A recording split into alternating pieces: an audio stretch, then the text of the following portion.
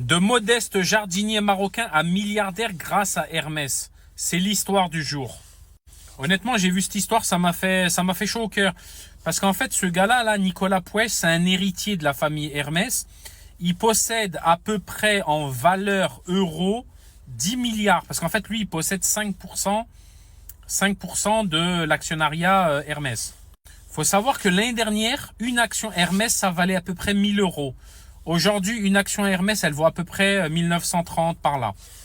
Ça veut dire que ce Nicolas, que je salue, en fait, l'année dernière, il avait 5 milliards de valeur. Aujourd'hui, il a 10 milliards en valeur. Quand on dit valeur, ça veut dire que c'est la part des actions Hermès qu'il possède. Donc en fait, pour l'instant, il n'a pas les 10 milliards ou les 5 milliards. Il a des actions qui valent ce tarif. Bon, il s'avère que ce Nicolas, il n'a pas d'héritier. Et en fait, je crois qu'il n'a pas de famille proche à part les Puech. Et en fait, lui, il s'est dit quoi? Il s'est dit, les gens que j'aime, ce sont ces Marocains, ok? Donc l'ancien jardinier, ancien majordome. Je pense que le mec, il a tellement confiance en lui, que ce Marocain, il l'a tellement aidé, il l'a tellement soutenu, il a dû faire vraiment des trucs de fou pour lui, pour que ce gars-là, il lui lègue sa fortune.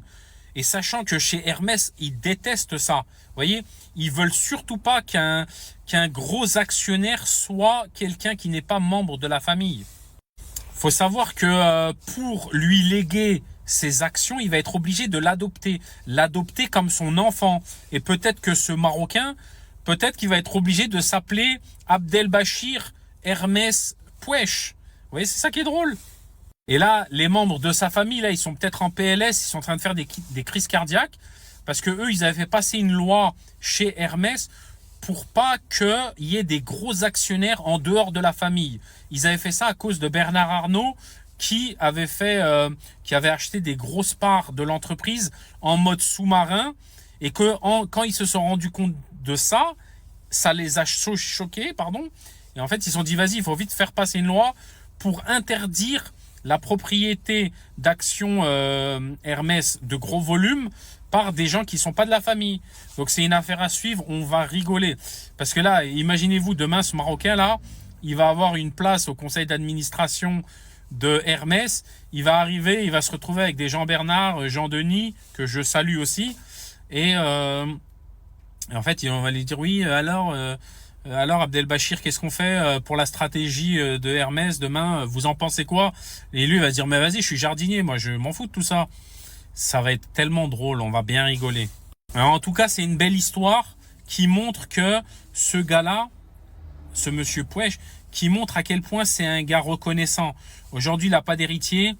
Peut-être qu'il n'a pas de famille proche, il n'a pas de femme. Il n'y a que voilà les Hermès machin.